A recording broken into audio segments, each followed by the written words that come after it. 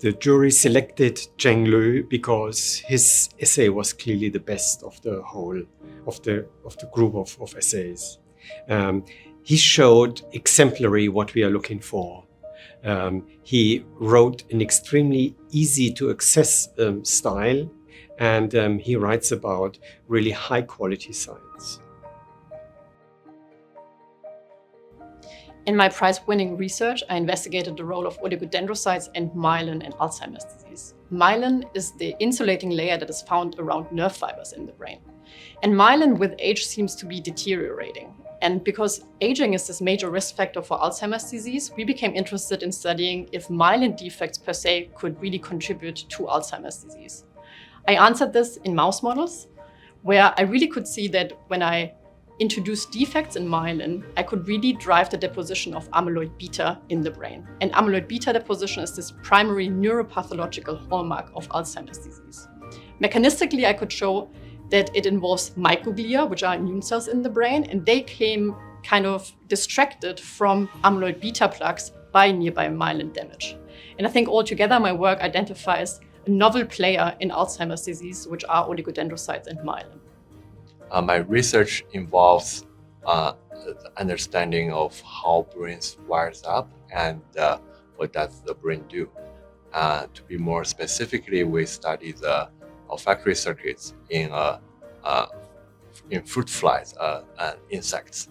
And what we found is that wiring of a brain is really complicated, and we found a principle that nature uses to simplify this wiring task. Basically, in order to wire up a brain structure that's three-dimensional in adult, during the developmental process, it breaks down this problem into a series of one-dimensional tasks. So it really simplifies a lot.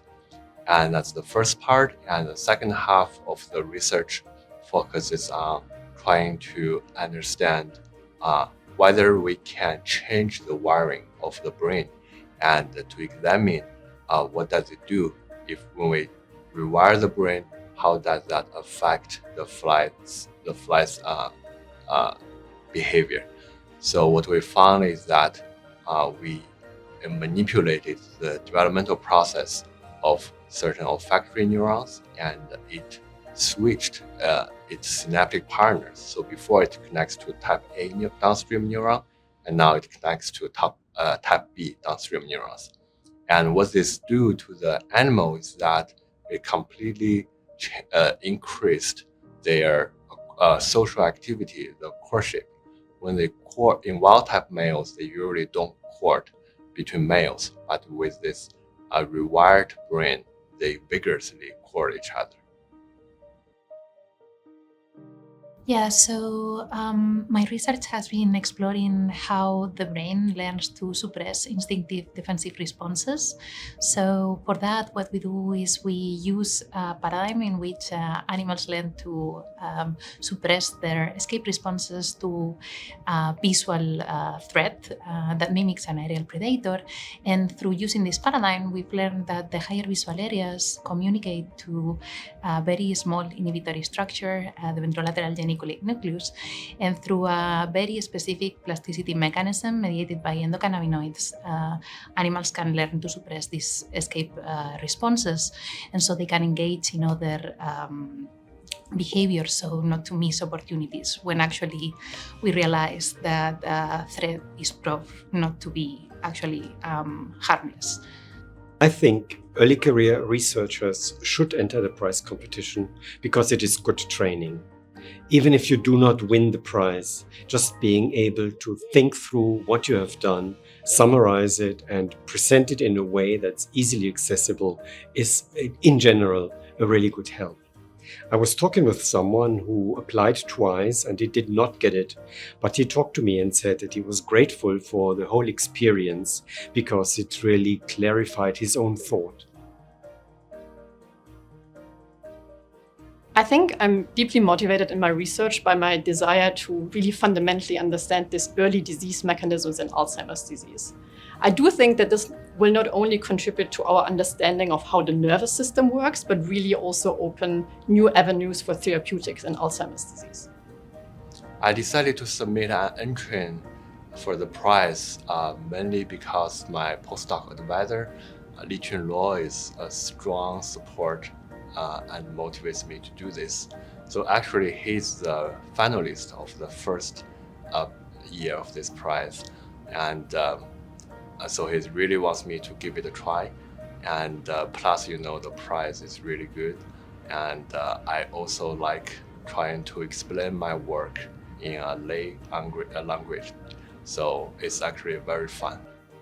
So what really motivates me is to try to understand what are the neuronal mechanisms that underlie flexible behavior or adaptive behavior, and trying to understand at the circuit level what mechanisms allow us to basically take different choices, being adaptive in different situations, and then like in the long term and in the future, trying to understand how having all these very basic driven neuroscience learning might actually also inform treatments for mental disorders, for example, that might be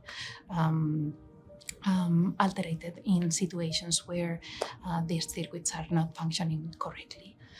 My advice to future applicants is try to start early, try to think what you want to bring across, try to have a kind of first draft, probably a month or two before the deadline, then polish your essay. It is usually the jury is persuaded if you get the feeling that there is an enthusiastic person on the other end, someone who is doing great science and is really willing to tell the rest of the world what they have done and what they have achieved. I submitted an entry to this prize because I thought it was a fun new way of interacting with my own work and really give me a new, fresh perspective on my work. And I really enjoyed the process of writing this essay for these reasons.